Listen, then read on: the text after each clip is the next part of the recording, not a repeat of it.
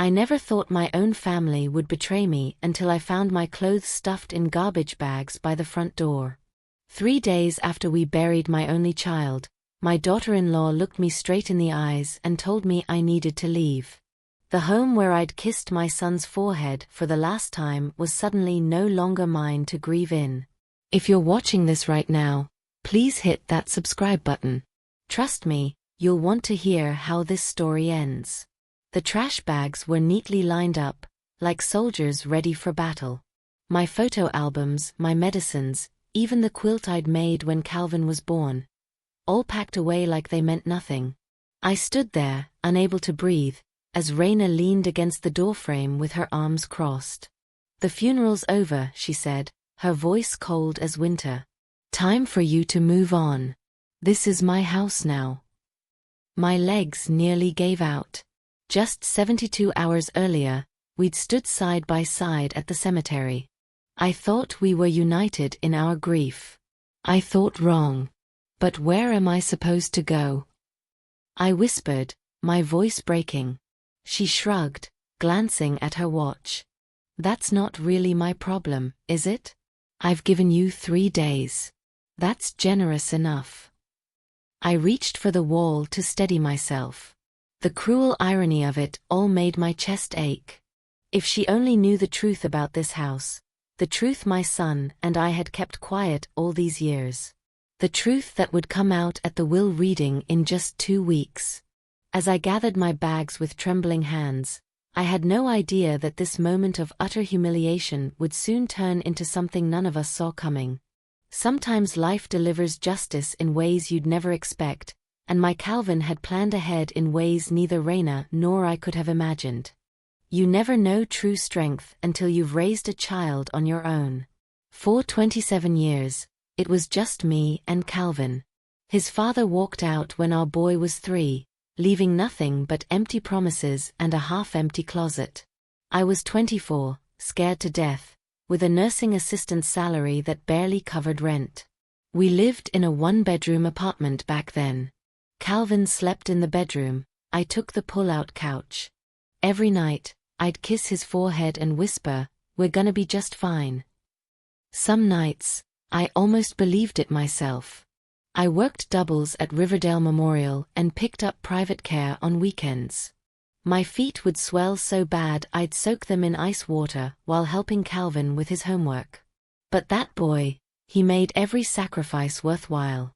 Never complained when I missed his soccer games. Never asked for the fancy sneakers his friends had.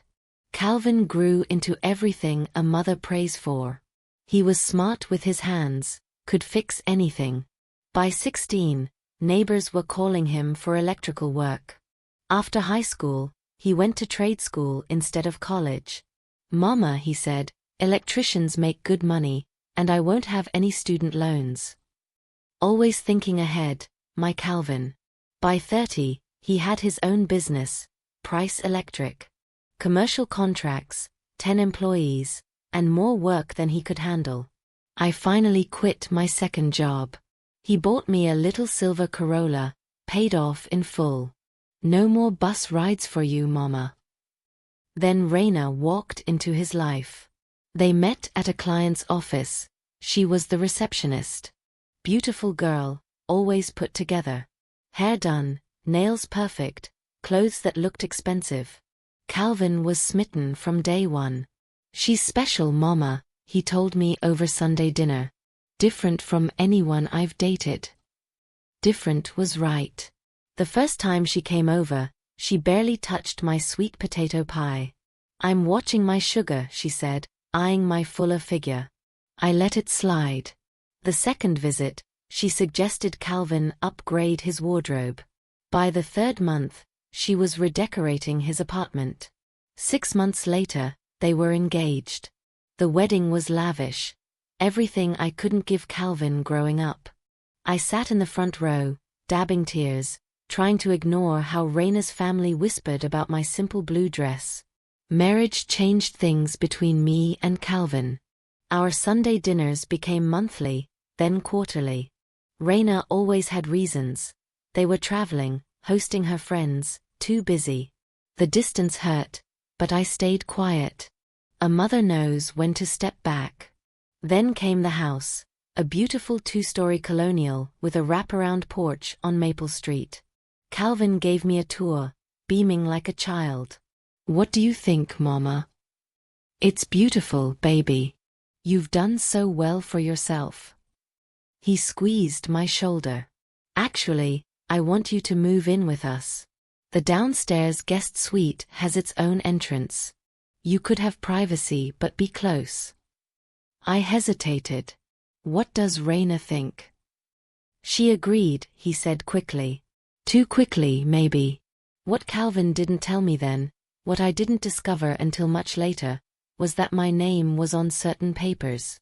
Important papers that would change everything. The police chaplain arrived at my door at 11:47 p.m. I remember checking the clock, thinking it was too late for visitors. But time stopped when he said those words, "There's been an accident."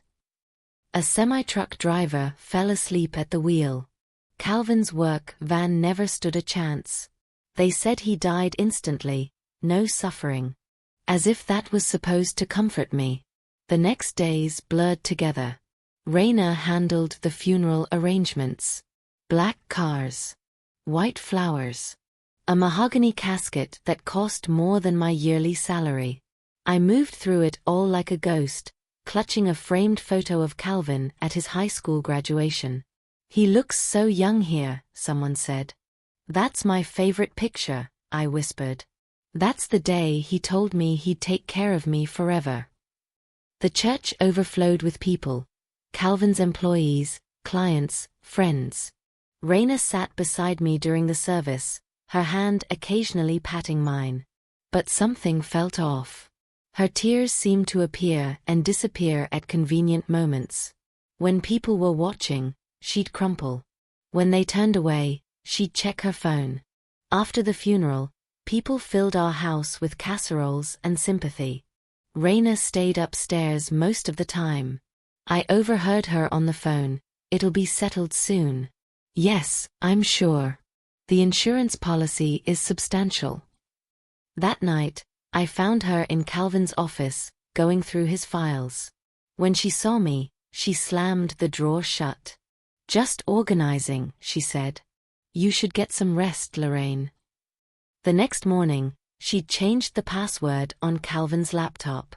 When I asked why, she said, "There's business information on there. The lawyer said to secure everything." By the third day after the funeral, Raina stopped pretending. She no longer hugged me when visitors came. She took Calvin's wedding photo from my room, saying it belonged in the main house. She started referring to my suite as the rental unit. I should have seen what was coming. The day I found my belongings in garbage bags wasn't entirely a surprise. The shock was the timing. So soon after laying my son to rest. I'd just returned from an evening prayer service. The porch light was off, unusual since Calvin always insisted on keeping it on for safety. I fumbled with my keys, then froze. 5 black garbage bags sat by the door, my reading glasses case poking through a tear in one of them. Before I could process this, the front door swung open. Raina stood there in Calvin's old university sweatshirt, the one I'd saved for him all these years. "Good you're back," she said, as if we'd planned this meeting. "I've packed your things." My throat tightened. "What are you talking about?" "Look, Lorraine, let's not make this difficult. Calvin's gone. This arrangement was his idea, not mine. I need to move forward with my life." "This is my home too," I said, my voice smaller than I intended. Her laugh was sharp. "Is your name on the mortgage?" "No. Mine and Calvin's are. I'm his wife, his next of kin. Everything that was his is now mine, including this house." My heartbeat thundered in my ears. "The will be read in 2 weeks. But I've already spoken to the lawyer. As Calvin's wife, I inherit everything." She checked her manicured nails. I've been generous giving you these days to grieve, but now I need my space. A car slowed as it passed by. Mrs. Patterson from across the street stared openly. My cheeks burned with shame. Where am I supposed to go tonight? I asked. Raina shrugged. You have friends from church, don't you? Or there's a women's shelter downtown. The casual cruelty of it stole my breath. My son wasn't even cold in his grave. You can't just throw me out, I said, finding a spark of defiance. I have rights. You have until morning, she replied, closing the door. I stood there, trembling, as the porch light switched off again, leaving me in darkness with my bagged-up life. That night, I called my friend Dorothy, who took me in without question. As I lay on her pull-out couch, just like the one I'd slept on while raising Calvin, I clutched my phone, scrolling through my son's old text messages. The last one he'd sent me, just hours before the accident. Don't worry, Mama, I've made sure you'll always be taken care of. Love you. What did he mean? What had my son done that I didn't know about? The will reading was 2 weeks away, and somehow, I knew those papers would change everything. I just had to survive until then. What I didn't realize was that Calvin had left behind more than just memories. He'd left a ticking time bomb that was about to explode in Raina's perfectly manicured hands. Dorothy's spare room became my sanctuary for those 2 painful weeks. Her modest apartment smelled of cinnamon and coffee, with crocheted doilies on every surface and a television permanently tuned to game shows. She'd been my friend for 30 years. We'd started as nurses' aides together. You're staying as long as you need, she insisted, setting up the pull-out couch with her best sheets. That girl was never right for Calvin, and I said so from day one. Nights were the hardest. I'd wake up gasping, dreaming that Calvin was calling for me, but I couldn't find him. During the day, memories ambushed me, moments with Calvin that now carried new weight. Like the time 6 months ago when he came to see me alone, without Raina. We sat at Dorothy's kitchen table drinking coffee.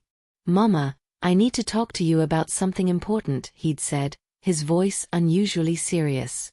About the house. Is something wrong with it? I asked. He shook his head. No, it's about the ownership. I've made some arrangements. If anything ever happens. Raina called his cell phone then. When he answered, his whole demeanor changed. Just visiting Mama.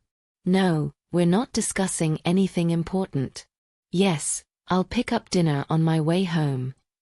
He never finished telling me about those arrangements. Then there was the argument I overheard 3 months before the accident. I'd returned early from church and heard them in the kitchen. 50,000 for a business expansion? Again. Raina's voice was sharp. Where's the money from the last loan? It went into the business, Calvin said. Equipment, materials, payroll. Right.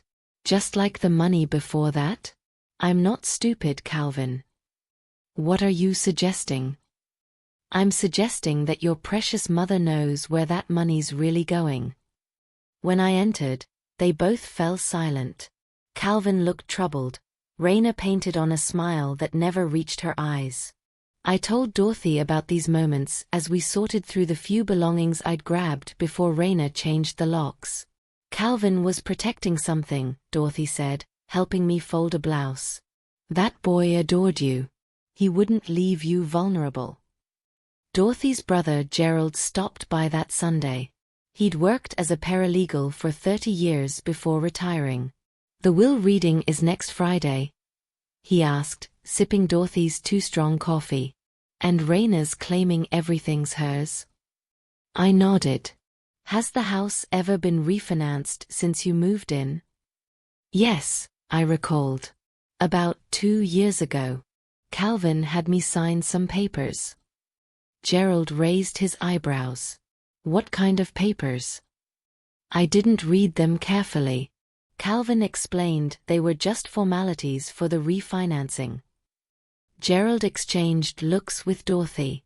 Lorraine, those might not have been refinancing papers. Calvin might have put your name on the deed. My heart fluttered with a dangerous feeling. Hope. Don't get your hopes up, Gerald warned. But something isn't adding up about Raina's absolute confidence. As Dorothy walked her brother out, I found myself whispering to Calvin's photo, "What did you do, baby? What were you protecting me from?" The morning of the will reading dawned grey and drizzling. I hadn't slept. How could I? This day would determine whether I had a home to return to. I wore my navy dress, the one Calvin had bought me for my 60th birthday. "Blue makes your eyes sparkle, Mama," he'd said. I needed to feel him with me today. Dorothy helped me with my hair. "Whatever happens in there," she said, meeting my eyes in the mirror, "you hold your head high. You're Calvin Price's mother. Nobody can take that from you." When her phone rang, I jumped. It was Mr. Jennings, Calvin's lawyer. "Mrs. Price? Could you come in an hour early? There are some matters to discuss before the official reading." My stomach tightened. "Is something wrong?" A pause. "No, but there are certain aspects of your son's will that might be unexpected. I'd prefer to brief you privately." Dorothy drove me to the law office in her ancient Buick, promising to wait outside. The building was all glass and steel, intimidating in its sleekness. Mr. Jennings met me in the lobby, a thin man with kind eyes behind thick glasses. In his office, he offered me water and a seat across from his massive desk. "Mrs. Price, I was your son's lawyer for 7 years. He thought very highly of you." "Thank you," I said, clutching my purse. "What did you need to tell me?" He removed his glasses, polishing them slowly. "Your son made some changes to his will 6 months ago. Significant changes." My throat dried. "What kind of changes?" "I can't reveal specifics until the official reading, but—" He leaned forward. Calvin was a smart man who understood people's true natures. He saw things coming that others missed. Before I could ask what he meant, his assistant knocked. "Mrs. Raina Price has arrived." Through the glass wall, I saw her striding through the reception area. Designer black dress, hair pulled back, sunglasses still on despite being indoors. She moved like someone who expected the world to part before her. Mr. Jennings replaced his glasses. "Are you ready, Mrs. Price?" "No," I admitted. "But Calvin's watching over me today. I can feel it." His smile held a secret. "Yes, I believe he is. More than you know." The conference room felt too cold, too formal for deciding a family's fate. A long mahogany table gleamed under recessed lights. Raina sat opposite me, flanked by a young man she introduced as my financial advisor. I sat alone. 2 more people joined us, Calvin's business partner, Reggie, and his banker, Mr. Thompson. They nodded respectfully to me. Raina barely acknowledged them. Mr. Jennings cleared his throat. "We're gathered to read the last will and testament of Calvin James Price, dated January 12th of this year. 6 months ago." Right after that interrupted conversation at Dorothy's kitchen table. He began with standard legal language, then moved to specifics. Calvin's personal belongings would be divided, certain tools to Reggie, his father's watch to his cousin Marcus, his book collection to his childhood friend Theo. Raina shifted impatiently. "Can we get to the important parts? The business? The house?" Mr. Jennings gave her a measured look. "Regarding Price Electric, the business will transfer in its entirety to Mrs. Raina Price." She smiled, satisfied. "The business bank accounts and associated assets will likewise transfer to Mrs. Raina Price." Her smile widened. However, Mr. Jennings continued, adjusting his glasses, regarding the residential property at 1842 Maple Street. The air in the room changed. Raina leaned forward. I held my breath. The property is not part of this estate distribution. Raina's smile faltered. What do you mean? The property at 1842 Maple Street is not owned by the deceased. According to county records, the sole owner of the property is Mrs. Lorraine Price. Has been for approximately 2 years. The silence that followed was absolute. I couldn't process what I'd just heard. That's impossible, Raina finally said, her voice rising. We bought that house together. My name is on the mortgage. Mr. Jennings slid a document across the table. The mortgage was indeed in both names originally. However, during refinancing 2 years ago, Calvin transferred full ownership to his mother. The paperwork is quite clear. You signed off on it, Mrs. Raina Price. I never, she began, then stopped, color draining from her face. She must have remembered signing those papers, probably without reading them. This can't be legal, her financial advisor interjected. I assure you it is, Mr. Jennings said calmly. Calvin was explicit about his wishes. The house belongs solely to Mrs. Lorraine Price. Raina's composure shattered like glass. You. She pointed at me, her hand trembling. You planned this with him. You manipulated my husband. I shook my head, tears filling my eyes. I had no idea. And I truly hadn't. My sweet boy had protected me without my knowledge, ensuring I would never be homeless. Mrs. Raina Price, Mr. Jennings continued, as you are now the legal owner of Price Electric, you should be aware that the business has been paying rent to Mrs. Lorraine Price for use of the workshop on the property. That arrangement continues. Raina's face contorted with rage. Rent? The business has been paying her rent. $2,500 monthly, yes. It's all documented. I couldn't believe what I was hearing. All those papers Calvin had me sign, they weren't just formalities. They were his safety net for me. Raina slammed her hand on the table. This is theft. He tricked me. On the contrary, Mr. Jennings said, his voice hardening slightly. It was his property to dispose of as he saw fit.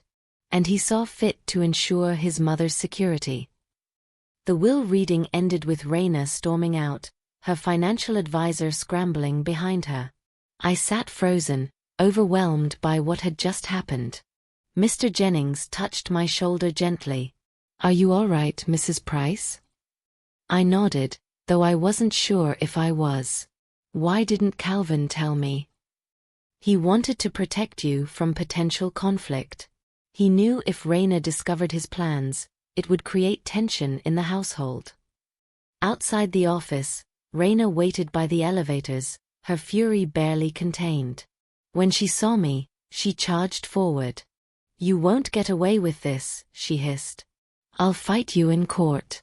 I'll claim Calvin wasn't in his right mind. I'll drag this out for years if I have to.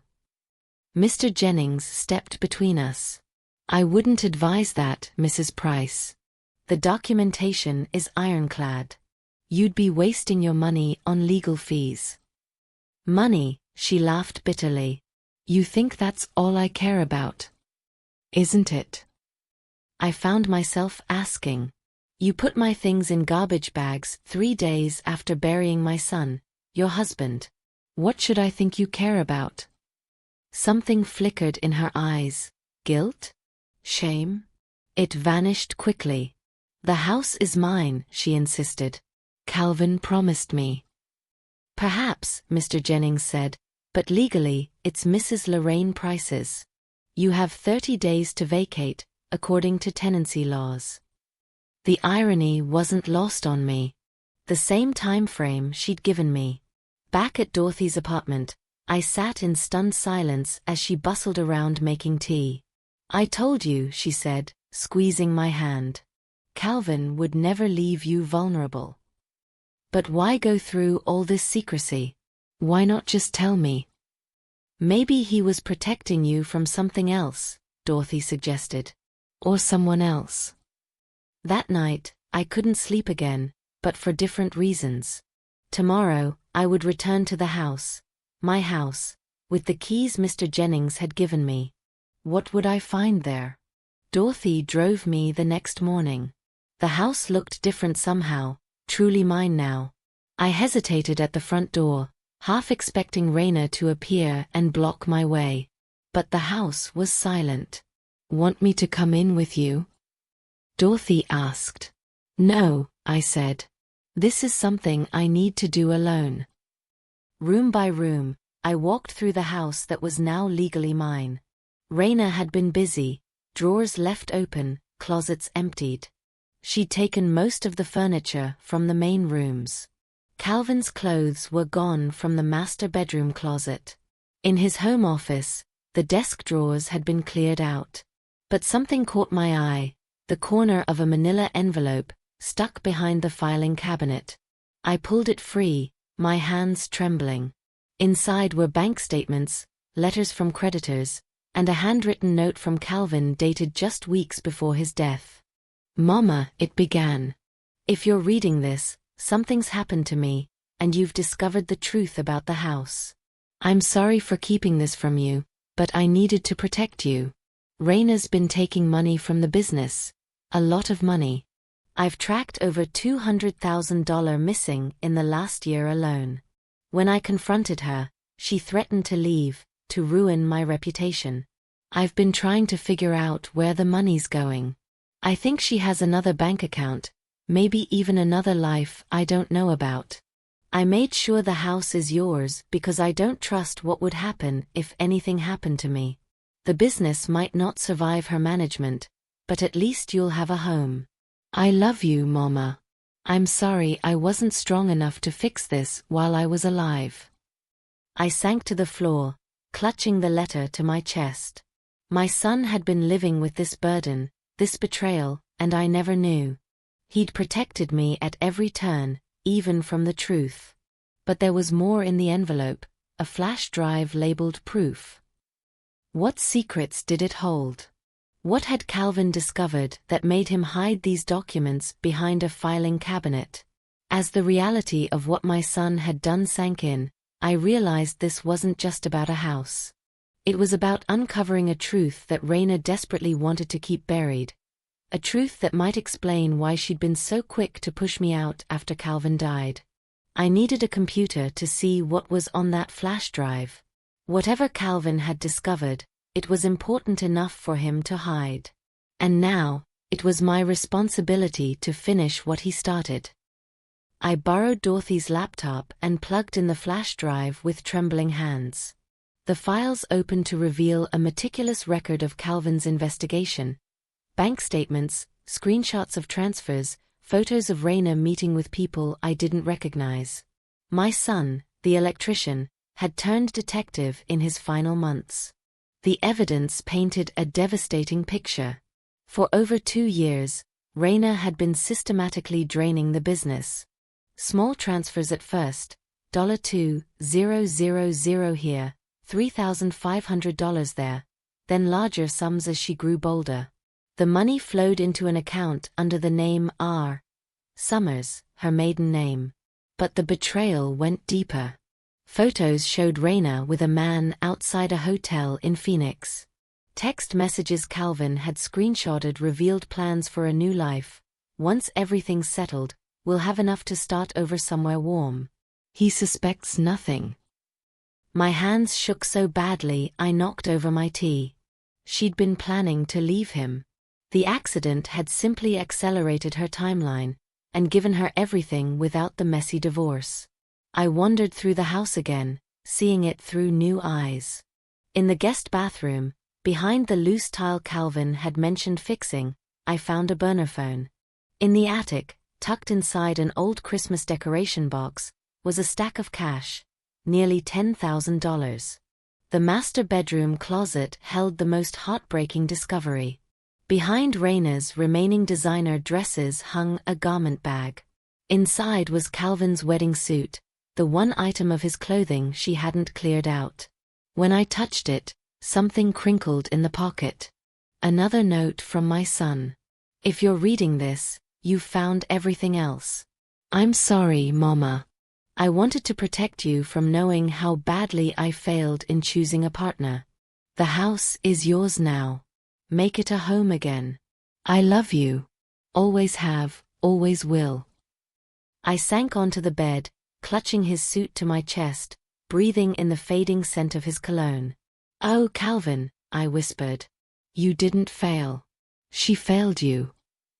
That night, I slept in my own bed for the first time in weeks. Through the darkness, I felt Calvin's presence. Not as a ghost, but as the careful planner who'd ensured his mother wouldn't be left alone and vulnerable. My son was gone, but he'd left a path for me to follow. In the morning, I called Mr. Jennings. You have two options, Mr. Jennings told Raina 3 days later in his office. Neither is particularly pleasant for you. She sat rigidly in her chair, her lawyer beside her. I sat quietly, hands folded in my lap. Option 1. We turn over Calvin's evidence to the district attorney. The systematic embezzlement, documented over 2 years, would constitute grand theft. You're looking at criminal charges. Her lawyer shifted uncomfortably. Raina's confident facade cracked slightly. Option 2. You sign the business back over to Calvin's estate. You keep the personal accounts and belongings you've already taken, which is more than fair given the circumstances. You walk away without a criminal record. This is blackmail, she hissed. No, Mr. Jennings replied calmly. This is mercy. Mrs. Lorraine Price has authorized me to offer you this compromise out of respect for her son's memory. He wouldn't have wanted his wife in prison, despite everything. Her lawyer whispered urgently in her ear. She closed her eyes briefly, then nodded. Fine. I'll sign whatever you want. As we left the meeting, she cornered me in the hallway. Are you happy now? You've taken everything. I looked at this woman who had shared my son's bed, his name, his dreams. I didn't take anything, Raina. Calvin gave me the house to protect me from you. And you proved him right in every way. Word spread quickly through Calvin's network of clients and contractors. Reggie, who took over as head of Price Electric under the new arrangement, made sure everyone knew the truth. How Calvin's widow had tried to steal from his mother, how she'd planned to drain the business and disappear. Business owners in our community, many of whom had known Calvin for years, rallied around me. Mrs. Patterson from across the street organized a welcome home gathering. The pastor from our church came to bless the house anew. Raina's attempts to restart her life hit constant roadblocks.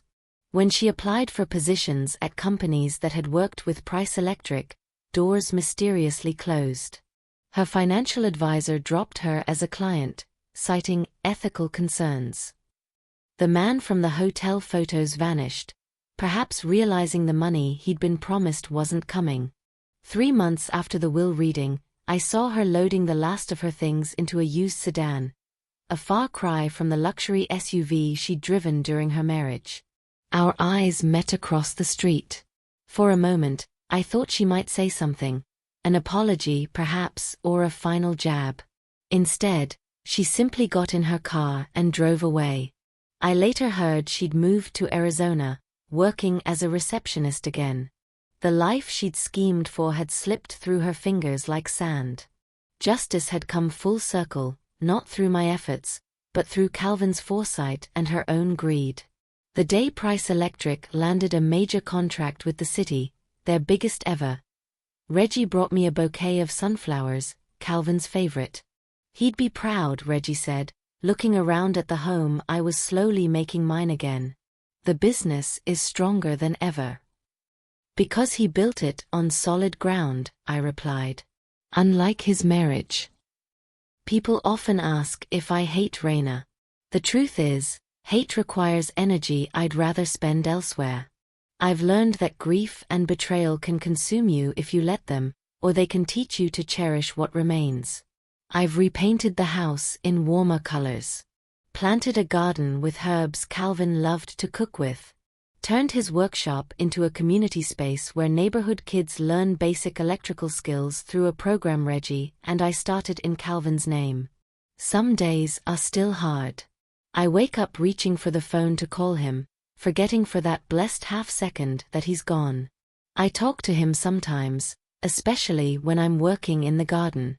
I think he hears me. The irony isn't lost on me. How Raina's attempt to take everything ended with her losing it all. How Calvin's death, which should have left me homeless according to her plan, secured my future instead. Dorothy says it's karma. Maybe so. But I prefer to think of it as love outlasting death. My son found a way to care for me even after he was gone. That's the kind of love that changes you, strengthens you. If you're watching this and it resonates with you, please subscribe. Our community here shares stories of resilience, of justice, of finding strength when you think you have none left. We understand what it means to lose everything and still find reasons to get up each morning. The house is full again these days, with book club meetings, with neighbors dropping by, with children learning trades that might one day support their own families. I've turned my pain into purpose, my loss into legacy. And when people ask how I survived it all, I tell them the truth. When someone truly loves you, that love creates ripples that continue long after they're gone. Calvin taught me that. I hope by sharing this story, his lesson reaches others who need to hear it. Life can take everything from you in an instant. But it can also give you unexpected gifts in the midst of your darkest moments. It's up to us to recognize them, to receive them with gratitude, and to use them to rebuild something beautiful from the ashes of what we've lost. Next week, I'll share the story of my neighbor Eleanor, whose husband of 40 years left her for a younger woman, only to discover his new bride had secrets that would cost him his entire retirement fund. Eleanor's journey from devastation to redemption might be even more shocking than mine. Have you ever experienced betrayal from someone you trusted completely? How did you rebuild your life afterward? Let me know in the comments below where you're watching from and if Eleanor's story is one you'd like to hear. Remember, the strongest people aren't those who never fall. They're the ones who learn to rise again after life knocks them down. I'll see you in the next story.